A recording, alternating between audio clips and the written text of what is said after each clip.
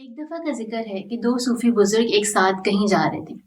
ایک بڑے صوفی صاحب تھے اور ان کے ساتھ ایک چھوٹے صوفی صاحب تھے جو کہ ان کے ہی انڈر ٹریننگ تھے۔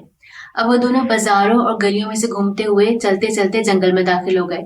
جب جنگل میں پہنچے تو بڑے صوفی صاحب نے دیکھا کہ پتوں اور شاخوں کے درمیان ایک سانپ مرجھایا ہوا پڑا ہوا ہے۔ تو انہوں نے کیا کیا، انہوں نے اس سانپ کو اٹھا لیا اپنے ساتھ۔ تو چھوٹے صوفی صاحب نے کہا کہ حضرت کیا کرتے ہیں، سانپ ہے، موذی جانور ہے، اسے اس طرح اٹھایا نہیں کرتے۔ تو بڑے صوفی صاحب نے کہا کوئی بات نہیں، اللہ کی مخلوق ہے، زخمی ہے۔ انہوں نے بڑے پیار سے اس کو رکھا ہاتھ پہ اور چل پڑے۔ اب چلتے چلتے تھوڑا دور گئے ہیں تو تازہ ہوا کا جھونکا پڑا اس سانپ پہ، تو اس نے تھوڑا سا ریوائیو کیا خود کو اور تھوڑا طاقتور ہو گیا۔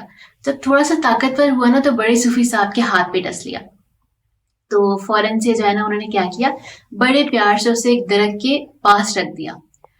تو چھوٹے صوفی صاحب نے فوراً کہا کہ حضرت آپ کو میں نے کہا تھا نا کہ سانپ کو ایسے نہیں اٹھاتے، اس نے آپ کو ڈس لیا، آپ تو اتنے دانشور بنتے ہیں، آپ تو مجھے سکھانے پہ معمور ہیں۔ تو بڑے صوفی صاحب نے کہا اس نے مجھے ڈسا نہیں ہے، اس کی شکریہ ادا کرنے کا طریقہ ہی ہے۔ اب جو بات سمجھنے کی ہے کہ نہ وہ صوفی صاحب وہاں پہ رکے، نہ انہوں نے سانپ کو برا بھلا کہا اور نہ ہی لوگوں کو جمع کیا، بلکہ وہ آگے چل پڑے کیونکہ ان کا کاز عظیم تھا، مقصد عظیم تھا۔ اب اصل زندگی میں کیا ہوتا ہے کہ جب ہمیں لگتا ہے کہ ہم نے کسی پہ احسان کیا ہے، اب احسان linguistically means to make something beautiful. ہمیں لگتا ہے کہ ہم نے کسی پہ احسان کیا ہے اور ہمیں ہماری مرضی کا رسپانس نہیں ملا، تو ہم اپنی زندگی کو روک دیتے ہیں، بڑے لوگوں کو جمع کرتے ہیں، واویلا کرتے ہیں، برا بھلا کہتے ہیں اور کتنے ہی سال وہاں پہ رکے رہتے ہیں۔